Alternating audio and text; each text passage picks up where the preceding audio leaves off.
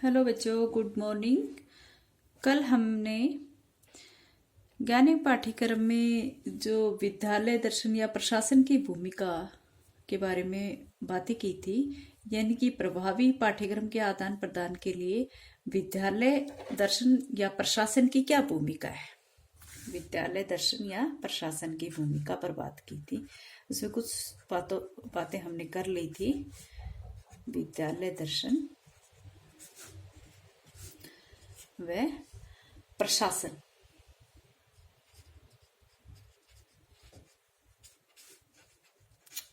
की भूमिका की बातें चल रही थी, यानी कि पाठ्यक्रम का जो आदान प्रदान है या प्रभावी पाठ्यक्रम के निर्माण में विद्यालय दर्शन या प्रशासन की क्या भूमिका है, ये बातें चल रही थी। हम सभी जानते हैं कि विद्यालय जो है, प्रत्येक विद्यालय का अपना दर्शन होता है या उसका कुछ दार्शनिक पक्ष होता है। यानी कि विद्यालय का जो दार्शनिक पक्ष होता है, उसमें प्रत्येक विद्यालय के अपने कुछ लक्ष्य या कुछ उद्देश्य होते हैं। तो वो उन उद्देश्यों की पूर्ति के लिए अनेक कार्य करता है या अनेक आयामों की व्यवस्था करता है। ठीक है, या कुछ हम कहे कि कुछ नियम सिद्धांतों की बातें वहां पर विद्यालय में की जाती है, उनकी व्यवस्था की जाती है, कुछ आयामों की व्यवस्था वहां पर की जाती है। जिसपे 2-3 बातें मैंने आपको कल बताई थी कि सबसे पहले जो थी वो बताई थी प्रार्थना सभा। आप सभी जानते हो कि प्रार्थना सभा किसी भी विद्यालय में जाते ही सबसे पहले वहां पर सुबह सुबह प्रार्थना करवाई जाती है। और वो प्रार्थना क्यों करवाई जाती है कि उसमें जो अधिगम करने वाले बच्चे हैं वो विभिन्न धर्मों के बारे में जाने, विभिन्न भाषाओं के बारे में जाने, और एक प्रकार से सामूहिक रूप से वो अभ्यास करते हैं। विभिन्न भाषाओं के अंदर वो लय और ताल के साथ यहाँ पर प्रार्थना बोलते हैं। तो इससे माना यह जाता है कि बच्चे जो है उनके अंदर कुछ भाव विकसित होते हैं, वो प्रोत्साहित होते हैं या फिर ऐसा प्रशिक्षण प्राप्त करते हैं कि वो एक दूसरे के साथ सहयोग में रहते हुए इस तरह के कार्य संपन्न करते हैं। और दूसरी बात हमने बताई थी यहाँ पर झंडा गान।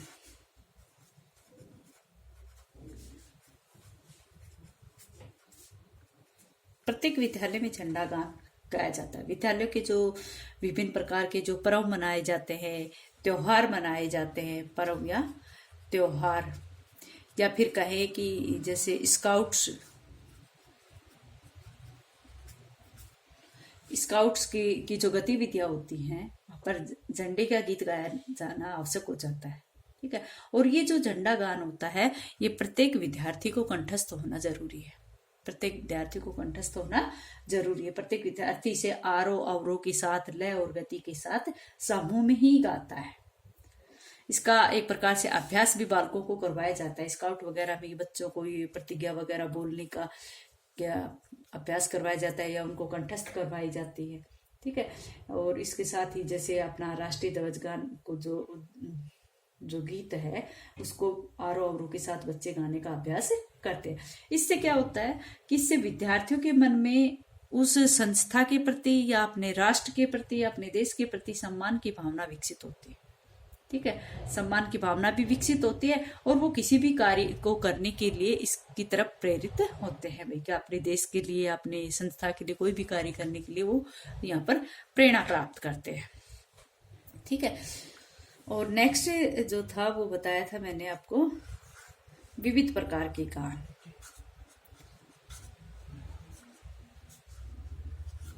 विविध प्रकार के गान या गीत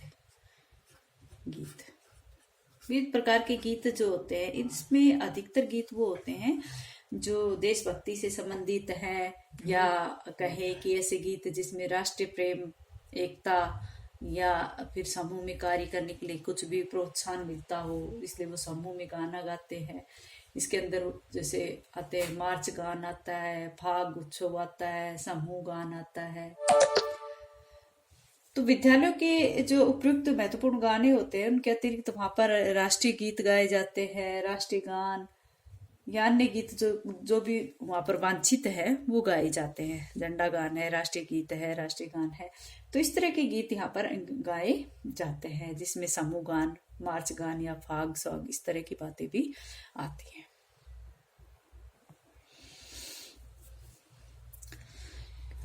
तो विविध प्रकार के गीतों के अंतर्गत ये सारे गीत हैं।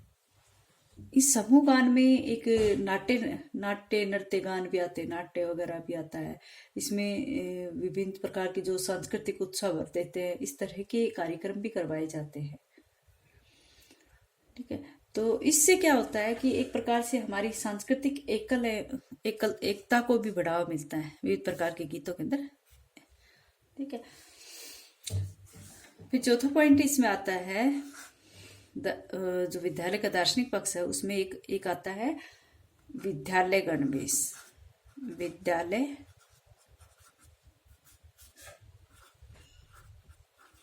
गणवेश, गणवेश क्या होता है कि एक सी वेशभूषा जो यूनिफॉर्म होती है उसके लिए विद्यालय गणवेश।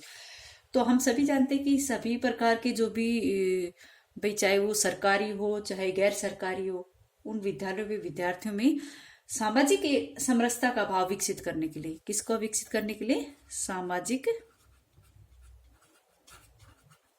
दो बातें विकसित की जाए। एक तो सामाजिक समरसता, समरसता, और एक होती है, एक तो सामाजिक समरसता और एक माना जाता है कि ऊंच नीच का भाव, ऊंच नीच का की जो विषमता या भेदभाव कह दे, विषमता, सामाजिक समरसता लाने के लिए और ऊंच नीच की विषमता को खत्म करने के लिए प्रत्येक सरकारी या गैर सरकारी स्कूलों में या विद्यालयों में क्या किया जाता है, एक गणवेश निर्धारित किया जाता है। प्रत्येक विद्यालय एक निर्धारित गणवेश की व्यवस्था की जाती है ताकि सभी एक जैसा अनुभव कर सके। तो गैर सरकारी विद्यालयों में जो गणवेश का निर्धारण संस्था स्वयं करती है। जैसे अपने बाबा केदारनाथ में बच्चों की ड्रेस जबकि पिछली बार चेंज हो गई थी, जैसे पीजी वाले बच्चों की अलग होती है, बीएड वाले बच्चों की अलग होती है, यूजी वाले बच्चों की अलग। तो इस तरह से जो गैर सरकारी उनमें तो संस्थाएं निर्धारित करती है।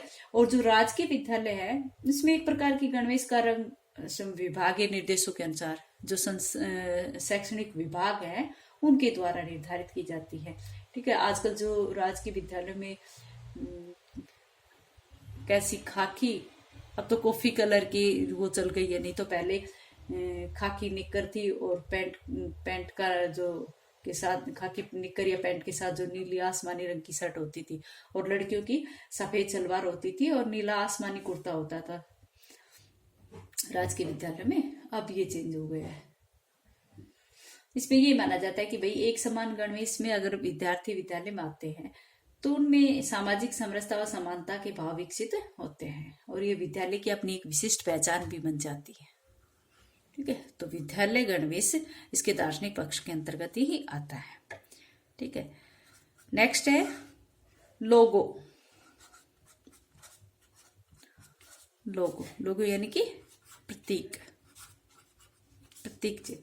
ठीक है, तो प्रत्येक इसको भी ये माना जाता है कि भाई कोई भी राजकीय हो या चाहे गैर राजकीय हो, विद्यालयों के अपने अपने लोगो होते हैं और लोगो या प्रतीक के माध्यम से संस्था अपनी छवि की पहचान करवाता है। कोई भी संस्था है, जैसे अपने बाबा केदारनाथ की क्या है, बाबा केदारनाथ की मूर्ति, वो तस्वीर है ना,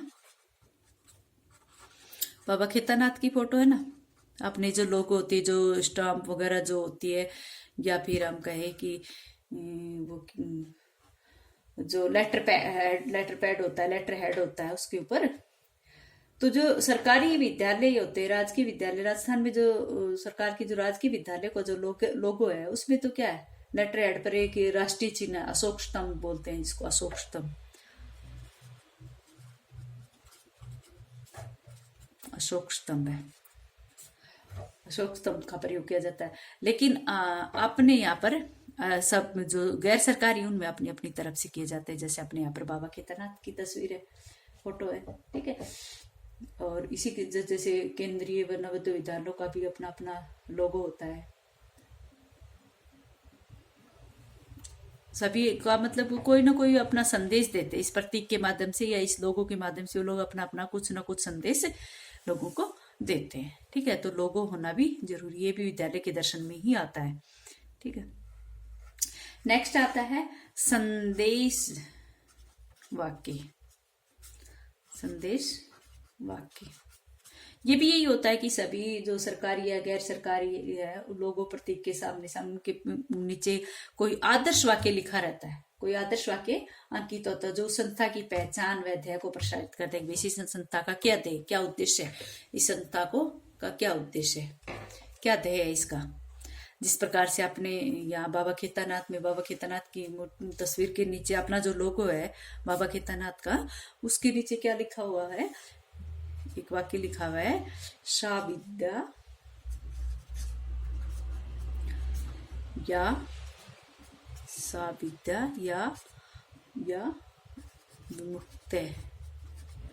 कई बार आपने जैसे बाबा केदारनाथ का जो लोगो है उसके नीचे साथ लिखा होता है साविद्या या विमुक्त। कई जगह जैसे आपने देखा है कई विद्यालयों में वहां पर लिखा है शिक्षार्थी आइए, सेवार्थी जाइए। इस तरह से अपना अपना एक संदेश वाक्य वहां पर होता है प्रत्येक विद्यालय का। तो ये भी विद्यालय दर्शन की ही बातें यहाँ पर आती हैं। अच्छा बच्चों, आज इतना ही।